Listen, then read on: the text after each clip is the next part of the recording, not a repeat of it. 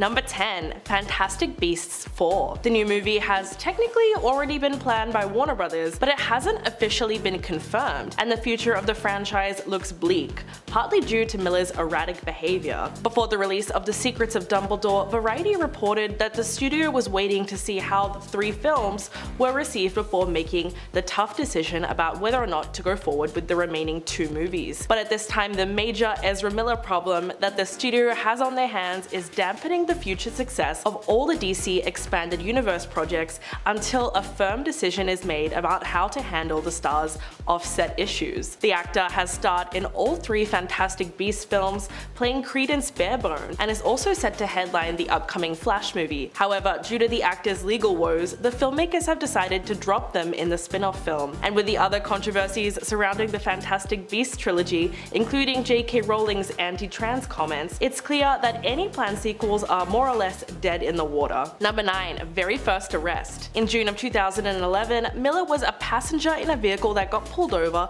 for a broken brake light in Pittsburgh while shooting Perks of Being a Wallflower. Police found 20 grams of a leafy green substance on Miller, and the then 18-year-old was charged with possession. The judge was very lenient though, and after giving them a lecture about influencing the younger cast members, he let them off with a slap on the wrist and dropped the case altogether. The actor instead faced 2 citations of disorderly conduct and was ordered to pay $600. But it's clear that Miller wasn't very sorry, as several years later in 2018 they started smoking the very same substance during an interview with The Hollywood Reporter. They also went on to tell New York Magazine, quote, "It's a harmless herbal substance that increases sensory appreciation," also making it known that they first started smoking from a very young age. Number 8. Strange comments. In 2011, the star took the role of a teenage school shooter in We Need to Talk About Kevin, which was eventually dubbed one of the most controversial movies ever made, probably because the subject matter was just so disturbing. Miller went very deep into the role of a sociopath with method acting, and the ultimate result was a character so unsettling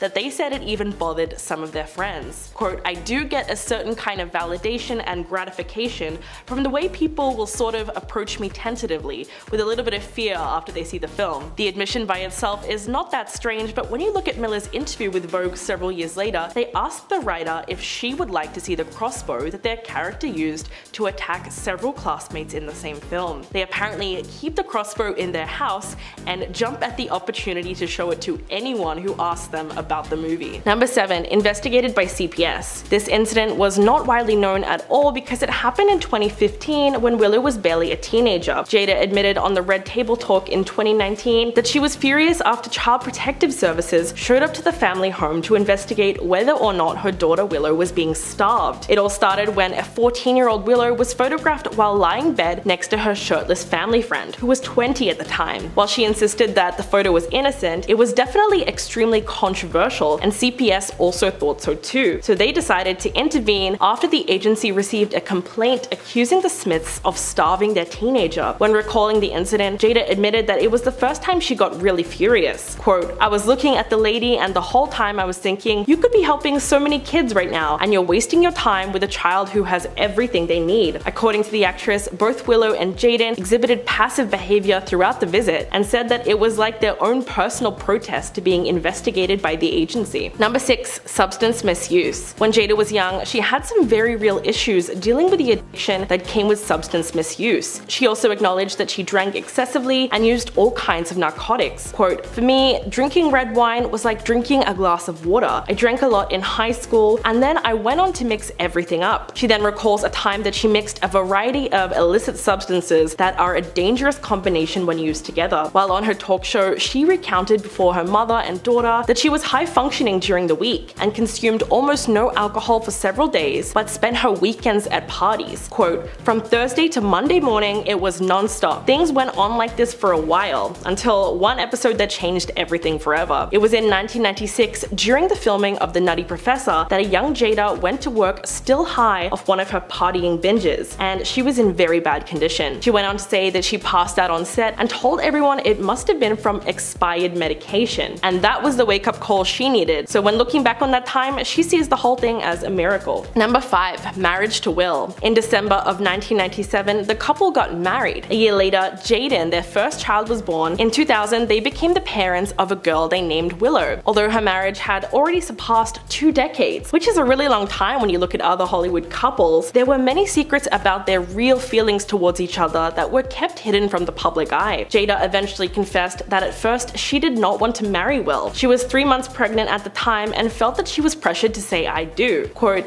"I was so angry because they forced me to get married. So angry that I walked all the damn aisle to the altar crying." So on their wedding day, Jada got cold feet and actually didn't want to go through with it. There was also a time when their marriage hit rock bottom, and it happened when Will realized that his wife had cried for 45 days straight over their troubled marriage. Quote, "She would wake up and start crying. She did it for 45 consecutive days. I know this because I wrote it down in a diary." He also said that it was a time he felt worst in their marriage. This was very difficult for the actor because he had been trying to paint the picture of a perfect family, but it was only putting stress on the couple. Number 4. Leah Remini's accusations. In her memoir, Troublemaker, Leah recalls a time that she and her husband, Angelo, spent time at Tom Cruise's Beverly Hills mansion when he invited a group of well-known Scientologists and other celebrities, including the Smiths. This is where the story gets a little crazy. He announced to all the guests that he wanted to play hide and seek. Leah somehow got out of it and claimed that her stilettos were too high to run. While it sounds a little weird, in her book, Leah called the Smiths as more famous friends of the church, and even told the Daily Beast in 2017, quote, "I know Jada's in. She's been in Scientology a long time. I never saw Will there, but I saw Jada at the Celebrity Center." She even goes on to mention the Scientology school that they opened, and reveals that despite what Jada has been saying, that she is indeed good friends with Tom Cruise, and an active member of the controversial religion. Then on Watch What Happens Live in July 2017, Jada told Andy Cohen that the hide and seek story just wasn't true, and later posted on Twitter, quote, "I have studied Dianetics and appreciate the merits of study tech, but I am not a Scientologist." Number 3. Police body cam footage. A Hawaii police assistant chief recently admitted that Miller had been the source of 10 police calls in Hilo since March 7th, with complaints ranging from filming people at a gas station, traffic obstruction, and refusing to leave a restaurant. But police body cam footage has surfaced online, which really made the actor look terrible. In the video, one of the law enforcement officers is heard calling Miller sir, to which they respond, quote, "I'm sorry, I'm not a sir, I'm transgender non-binary. Please don't call me sir. If you fail to do that again, that is an act of intentional bigotry," and started citing US federal law. While asking police officers to identify themselves, the Flash star could be heard screaming requests for a full badge member and accusing the officers of touching their private parts, saying, quote, "I'm transgender, non-binary, and I don't want to be searched by a man." It was a fair request under the circumstances, but the video just made the actor look bad. Number 2. Harassment protection order. A mother and her child were granted a temporary harassment protection order against Miller in Massachusetts after alleging the actor behaved inappropriately towards the child and also brandished a weapon in a threatening manner. The Daily Beast's investigation reported that the family was at a downstairs neighbor's house on February 2nd, when Miller showed up reportedly wearing a bulletproof vest and started acting in a creepy manner towards the child. Miller allegedly told them, quote, "I've talked extensively with your child and they have a lot of power to them. At one point you're going to realize that you don't have any control over them anymore. They're an elevated being and they would be lucky to have someone like me guide them." The visiting neighbor told the outlet that Miller was especially focused on the child, allegedly pestering them with compliments, uncomfortably hugging them, and even touching their hips. When they were questioned about this, Miller reportedly blew up, opened their jacket to reveal a weapon, and started threatening everyone with it. Number 1. Cult behavior. In January, Chase Ionize accompanied Ezra Miller and his daughter, the now missing 18-year-old indigenous activist Gibson Ionize, to Oakland, California, and claimed that the actor had also brought along 2 other young women, one known as Stella Marbles and the other was Mia Solange. While at a state park, Miller repeatedly told Chase that they believed themselves to be the second coming of Jesus Christ before pulling out a firearm. This really lines up with all their other cult-like behavior, as Gibson is not the only young person who seems to be caught in their spell. Miller has just about kidnapped Gibson and has been creeping on them since they were 12 years old. The Standing Rock Sioux Tribal Court has issued a protective order against Miller, whom they have accused of using violence and brainwashing to hold sway over the child. That is textbook cult behavior. Coming in at number 10, she's not the best actor. Madonna has completely dominated the music industry, but sadly that doesn't always translate to the silver screen. She's been in 19 films throughout the course of her career, but not all of them were shiners. Starring in the 1996 film adaptation of the musical Evita, earned the singer a Golden Globe for Best Actress in a Musical or Comedy. But on the flip side, she's also won 9 Razzies. Razzies are the infamous antithesis of the Oscars for worst performances, and she won the dubious honor of Worst Actress of the Century in 2000. Rough play if you ask me. She's also turned down some pretty famous roles, including as one of the leading girls in Showgirls. While she's likely best known for acting and singing, she's also directed 2 feature films. One was in 2007 called Filth and Wisdom, the other in 2011 called W.E. Neither of these movies received the warmest of receptions from critics or audiences, and it was pretty universally panned as far as movies go. And at number 9, she suffers from brontophobia. Madonna reportedly has a massive phobia called brontophobia. Brontophobia is a fear of thunder and lightning. When she sees a storm coming, reportedly she closes all the blinds on windows and puts on giant headphones to drown out the sound of the thunder. At the end of the day, despite being one of the biggest pop stars the world has ever known, she's still very much human, with her own flaws and fears like the rest of us. Next up on the list is she dated John F. Kennedy Jr. While we all know of Madonna's infamous relationship over the years to people like Sean Penn, Vanilla Ice, Dennis Rodman, Lenny Kravitz, and Tupac, Madonna also dated the former president's son. Her disastrous marriage to Sean Penn is well recorded, and it's an open secret that it blew up due to accusations of infidelity, general chaos, and physical harm towards one another. Sean became known for his unpredictable outbursts and temper tantrums with a major jealous streak. He would often fly off the rails when he saw another man getting close to Madonna.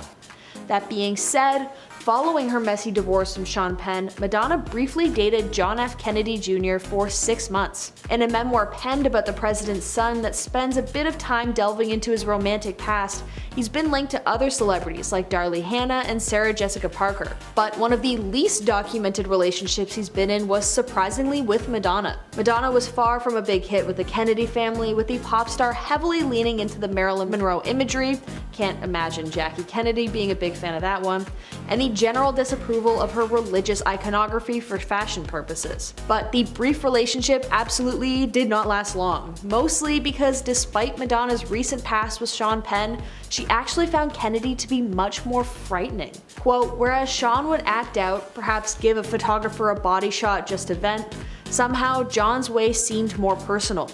Madonna said that he would get up in her face, maybe an inch away, and scream at her at the top of his lungs when they were in a fight.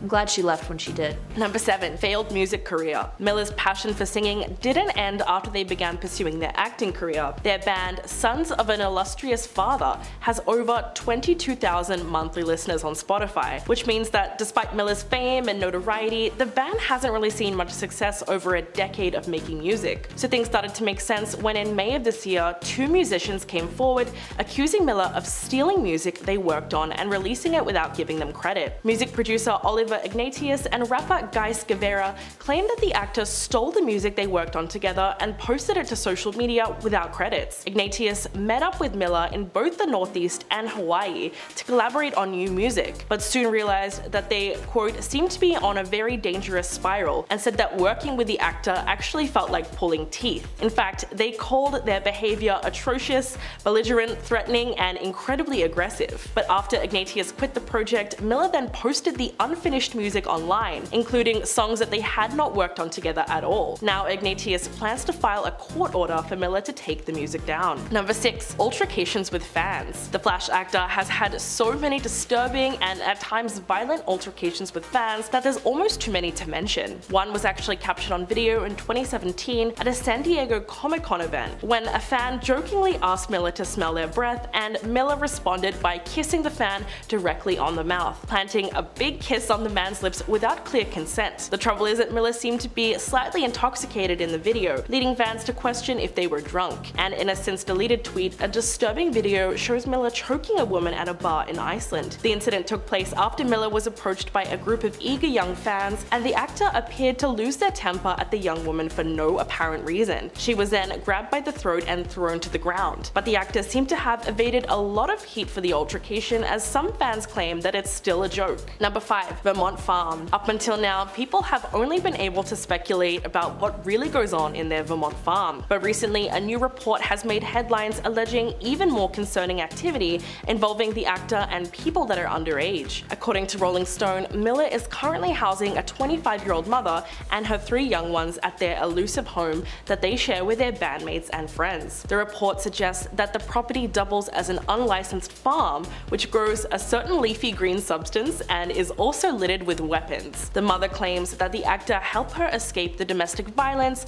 that was occurring in her relationship, telling Rolling Stone anonymously that Miller's home has been a healing haven for the family, but the young ones are reportedly exposed to a large amount of smoke from the illicit substance in poorly ventilated environments, and sources who've been inside the property say that there are about 8 weapons of various sizes just lying around the living room, with some propped up next to a pile of stuffed animals. One source told a particularly disturbing story about one of the little ones finding a loose bullet and putting it in their mouth. Number 4. Mia Solange. Miller has been accused of inflicting twisted acts upon a former intimate partner, Mia Solange. These acts range from physical violence to emotional manipulation after they started dating in 2019. This claim against Miller came to light on April 1st when a Twitter account dedicated to Ezra Miller receipts made a number of messages public exchanged between themselves and the accuser, a young TikToker by the name of Mia Solange, where she declared that Ezra flew her from Hawaii to Oklahoma to work on a movie, and that she was only 19 at the time. She also sent a photo of bruises on her leg supposedly sustained from Ezra,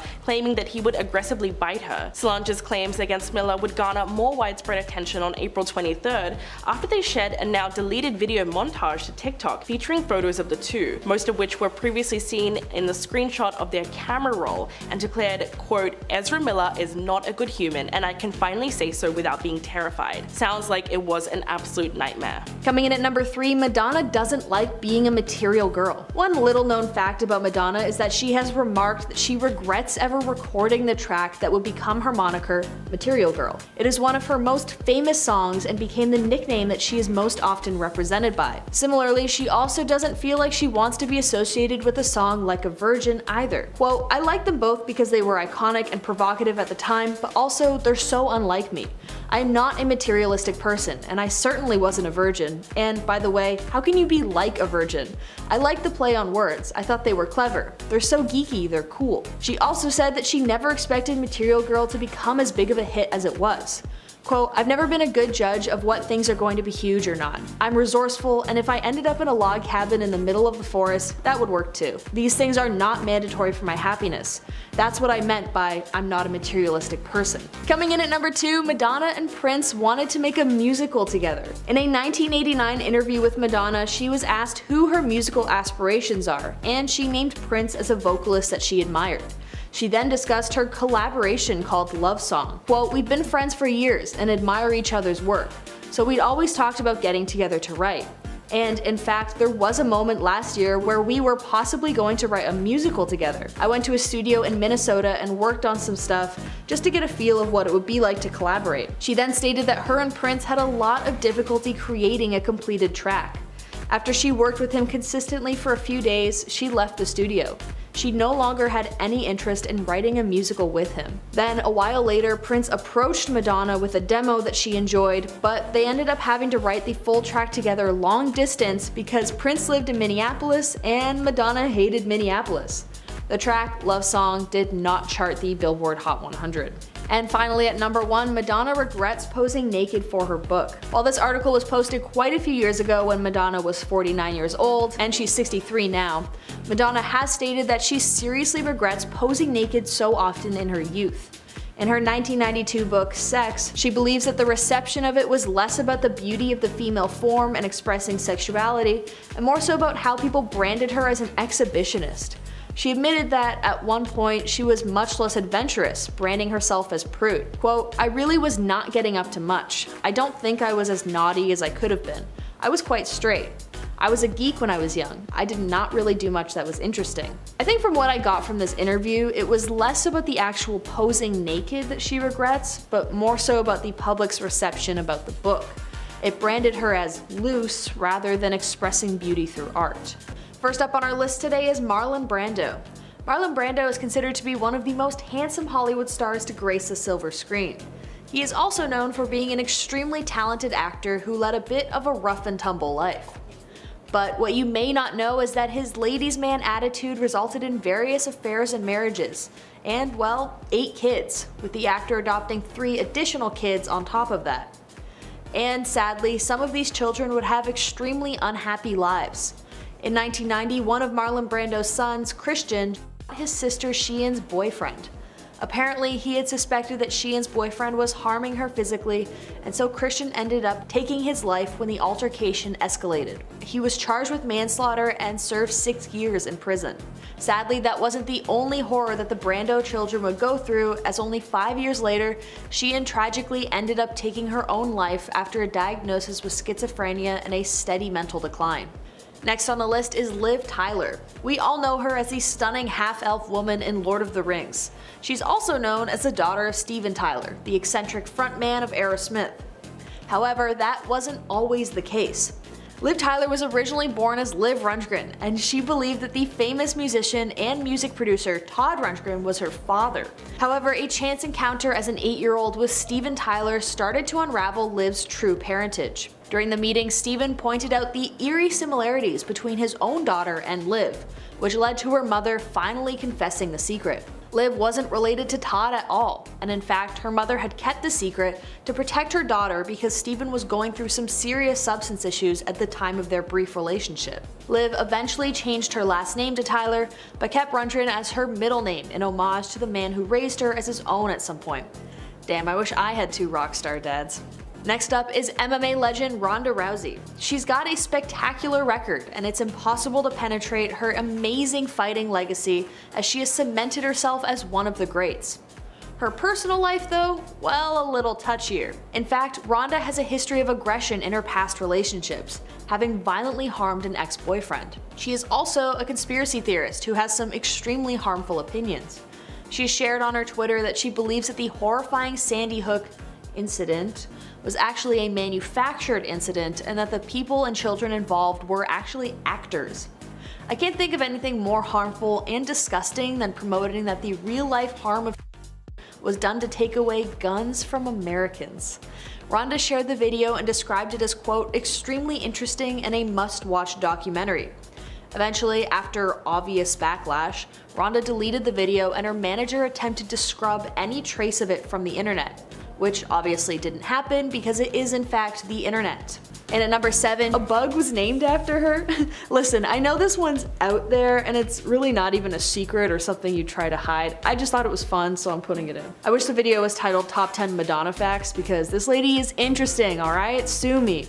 But anyways, in 2006, scientists named a species of microscopic water-dwelling organisms, which is most commonly known as the water bear, after Madonna. The water bear's scientific name is, and bear with me, get it, Echinyscus madonnae.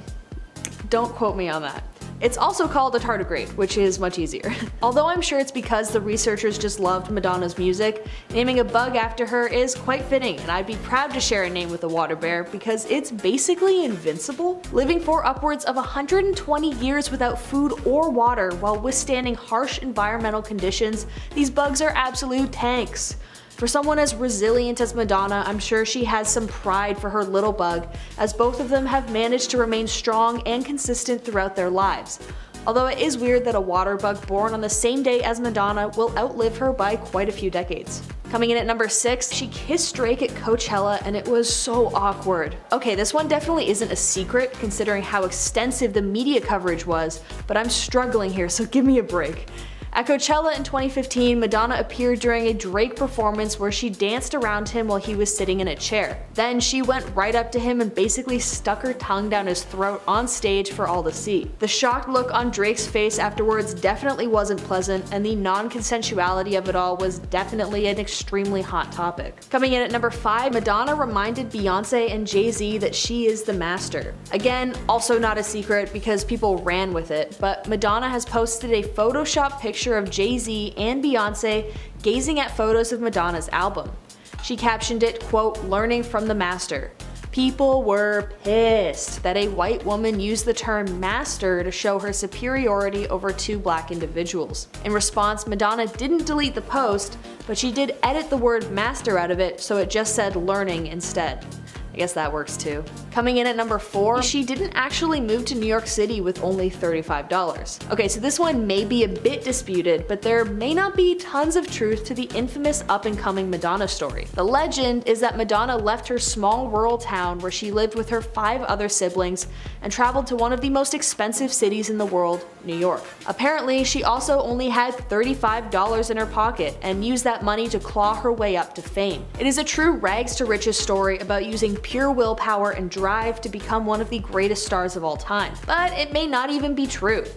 In fact, Madonna's own brother disputes this story. He stated that, in fact, she had a few $100s in her pocket given to her by family to help her start out, and she had some connections and contracts underway to immediately start as a backup dancer once she landed in the city. While it's still an extremely impressive feat to go from pure normalcy with little money to just how big Madonna is, the story of her only having $35 may be a case of broken telephone, and people deliberately stretching the truth to make it seem even more impossible than it already was. Next up is Hollywood actor Casey Affleck. I'm surprised we haven't done this one yet, honestly. Known for movies like Manchester by the Sea and Gone Baby Gone, Affleck is a critic's best friend. But he's not everyone's best friend. In fact, Casey has been accused by multiple women of committing horrifying acts against them. Some say that he snuck into their bedrooms, others that when they refused his advances, he sent them violent and aggressive texts. Other women have said that he ordered a crew member to expose himself to this one woman. All of these allegations were attempted to be taken to court to be filed as multi-million-dollar lawsuits, but they were both settled for unknown amounts. Thanks to these settlements, we may never know if these accusations are true or not, but it seems really odd that not many people are talking about it these days. In fact, when asked about it, Casey brushes it off as hearsay and his dark past seems to be fading into secrecy once again. Second to first on our list is Oprah Winfrey. The talk show host who revolutionized the game, Oprah's name is synonymous with the monolithic empire she's built surrounding her image. She's known for her lovable, relatable, and welcoming personality. But her humble beginnings make her rise to fame all the more deserved. In fact, Oprah was born in Mississippi to a single teenager mom, and she grew up in extreme poverty. During her childhood, the cost of raising a baby became too much for the young mother, so she sent Oprah to go live with her father, or at least one of the men who she thinks might have been her father. During her time with her dad, Oprah's mom gave birth to 2 more babies, one of which was given up for adoption. The real kicker here is that Oprah only found out about her sister Patricia in 2010. While a gut reaction to this news may be to cast harsh judgment on Oprah's mother, it is important to remember that it is impossible to know what it is like unless you have been in her position. For those who have been, we think you understand the brevity of her decision. Last up is Nicolas Cage. Now, I guess it's not exactly a dark secret here, and I may be cheating a little bit, but I only just found this out when I was writing this script, and wow, wild. Anyways, Nicolas Cage is known for his fun and sometimes extremely cheesy acting in movies like Face Off and Ghost Rider. But what you may not know is that Nicolas Cage isn't even his real name. In fact, Cage's birth name is Nicholas Kim Coppola, and his uncle is the famed director Francis Ford Coppola. The name change resulted from his wish not to cash in on the fame associated with the Coppola name in Hollywood, though the actor did end up appearing in several of Francis's films. It is quite believable when thinking about it for a few seconds, as both talents are just as eccentric as the other. The principal difference is that Francis Ford Coppola's odd ideals gave the world masterpieces like The Godfather and Apocalypse Now, while Cage gifts audiences with wild overacting and melodrama. Number 10. Affair with August. So by now, we all know Jada's affair with August as Lena, but it was a secret that she never wanted exposed, and something that she tried to deny up until the very last minute. This is how it all went down. While promoting his 3rd album, August sat down with the Breakfast Club and claimed that the Smiths, whom he considers to be like his family, had an open marriage, and Will allegedly gave the singer permission to date Jada. Quote, "I actually sat down with Will and had a conversation. He gave me his blessing. He also admitted that they deeply love each other, but that he felt like not talking about their relationship was affecting him professionally and personally, because it was a secret that was weighing him down. This was explosive when it first came out, and it's clear that Jada would have prevented this if she could, or Almost immediately, her publicist came out with statements denying any romantic involvement, stating that the claims were absolutely not true. But it was already too late to backtrack, and the couple finally decided to air out their dirty laundry and went on the Red Table Talk about a week later. Number 9. Feud with Gabrielle Union. Unbeknownst to the world, Jada Pinkett Smith and Gabrielle Union were secretly not speaking to each other for almost 2 decades. The actresses, who both gained prominence in the late 90s, had a long-standing tension between them that led to a 17-year-long feud. Although neither of them can pinpoint the exact moment that caused the rift, both admit to feeling awkward around each other during this period. The two finally put an end to the silence in an episode of the Red Table Talk, where they both talked about how they've grown in terms of female relationships. Jada said, quote, "She and I did not talk for 17 years and we could not remember why. There was just a tension between us every time we would see each other." She went on to say that there was some moment where they had left a bad taste in each other's mouths. Years later, when they finally got on the phone to figure out what exactly went wrong, they couldn't figure it out. Jada went on to suggest that it was probably just the two of them being young divas, but even they don't really know for sure. Number 8. Scientology school. This next one is super crazy. Leah Remini claimed that the Smiths founded a school based on Scientology. So to give some background, the couple opened the New Village Leadership Academy, a mysterious private school in Calabasas, California, that opened its doors in 2008 before quietly closing in 2013. While Jada furiously denied the allegations in a 2009 interview with Ebony magazine, quote, "All I can say is that it is not a Scientology school. Now, if you don't trust me and you are questioning my integrity, that's a whole different matter." But the Daily Beast actually spoke to 4 former teachers at the school who all admitted that Scientology is not only bled into the curriculum, but that it was essentially a Scientology school. Also, most of the teachers were followers of the controversial religion themselves, and there were pictures of L. Ron Hubbard hanging on the walls, who was a science fiction writer and founder of Scientology in the 70s. Not only that, but on the Academy's website, which has since been removed, it actually mentioned the study technology as, quote, "an educational model developed by L. Ron Hubbard." Next up is Frank Sinatra. The smooth-singing romantic who charmed his audiences into the Hall of Greats has a seriously dark secret personal life. In fact, every move Frank Sinatra made was meticulously tracked by the FBI for 40 years in pages and pages of files. Why, you may ask? Well, outside of being held in suspicion for dodging the draft because of a supposed ear infection, he is also thought to have strong mafia ties. He's been seen in cahoots with a revolving cast of characters connected to the criminal underworld, including Chicago mob boss Sam Giancana, with whom he was close friends.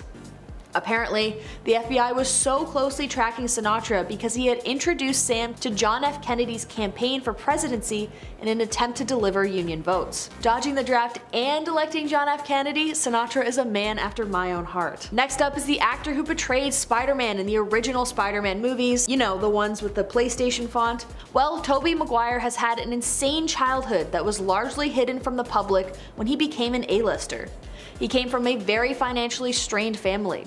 His parents adopted several of his cousins after his aunt passed away suddenly, and the weight of now caring for all these kids left them destitute and broke. In a desperate attempt to provide for all these children, Toby's dad attempted to rob a bank. His attempt was unsuccessful, and his father had to spend some time in prison for his crime. Thankfully though, he was released after a few years because it was his first time offending, and the judge sympathized with his cause. Luckily for them, they made it out of the ordeal, and now Toby is an internationally recognized celebrity.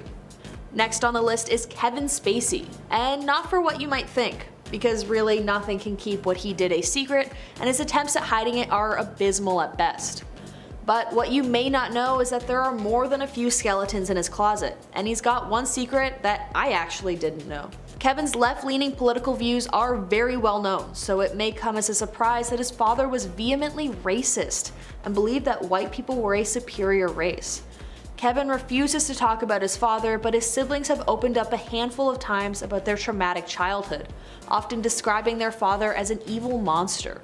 Apparently, their father would also continually his kids while they were growing up, and it got so bad that Kevin's brother Randy almost took the life of his father while the young boy was hiding in a closet, but he never opened the door. Although Kevin is a reprehensible human being, no boy deserves to grow up in such a horrifying environment. Next up is a K-pop idol whose secret is definitely out of the bag at this point. We all know just how strict and borderline harmful the K-pop industry is towards its stars. often restricting diets to near starvation in an attempt to get their already lean singers to lose weight, alongside 12 to 20 hours a day of dance practice.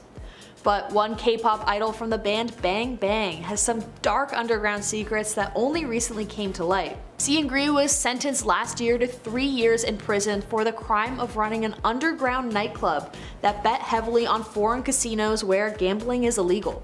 He was also charged with providing women to business executives for, services. Apparently, he's been doing this for years, and we only recently found out during a Korean military bust. Now it seems like sadly his K-pop days are over as he spends the next 3 years behind bars. Number 3. Addiction to adult videos. The actress confessed a little known fact about her personal life. One of them was that she used to be addicted to sex. Quote, "My types of addictions jump from one side to the other. When I was younger, I thought I had some kind of sex addiction and that everything could be fixed with that." She claimed that she was addicted to adult movies at a time in her life when she had decided to practice abstinence. But her addiction got out of control and she was forced to stop consuming X-rated movies. She went on to say that she got hooked on hardcore movies that were very disturbing. Quote, "It's the behavior that's attached to it, because if you want to have a lot of sex, that's great, but why are you having all that sex? That's what you've got to look at." Jada also shared that once she took it too far when it came to pleasuring herself, and she admitted that while she was taking a break from men, she became way too addicted to doing it herself. And at her lowest, she was doing it 5 times a day, before she suddenly decided one day that it was enough because it had taken control of her life. Number 2. Issues with Chris Rock. Viewers of this year's Oscars were left completely in shock when Will infamously walked up on stage and slapped comedian Chris Rock across the face for making jokes about Jada. But what most people don't know is that the beef between the Smiths and Rock actually goes back several years, so the tension has always been there. Chris once took aim at Jada while he was hosting the 2016 Oscars, because the couple had very publicly decided to boycott the event. At the time, their protest was due to the fact that no actors of color were nominated for the second year in a row. Chris said, quote, "Jada boycotting the Oscars is like me boycotting Rihanna's panties. I wasn't invited." He actually said this during his opening monologue, and it really seemed to sting the actress. The comedian also took a dig at Will at the very same time. He spoke about the actor's performance in the movie Concussion, saying that it's not fair that Will was this good and didn't get nominated, then added it's also not fair that Will was paid $20 million for Wild Wild West. It was such a burn that the couple was clearly not able to shake off. The open relationship. While on the Red Table Talk, some more very questionable things came out that exposed the nature of Will and Jada's relationship. Basically, Will implied that the couple's decision to open up their marriage was Jada's idea, because she told him that she never believed in conventional marriage and that they needed to figure out how to make themselves happy individually. So it was almost like she told him that happiness can be found with other people. But Jada's affair with August started to make a bit more sense when she openly spoke about her disappointing sex life with Will. While talking with Gwyneth Paltrow, Jada outright said that keeping the spark alive in their marriage is hard, implying that although they've been married for almost 25 years, he still doesn't know exactly what she wants in the bedroom. Quote, "Because I think you expect your partner to know what you need, especially when it comes to sex. It's like, well, if you love me, you should know. You should read my mind. That's a huge pitfall." It must have been a little embarrassing for Will when Jada insinuated that he wasn't meeting her needs, but now it's obvious she was the one pushing for the open relationship.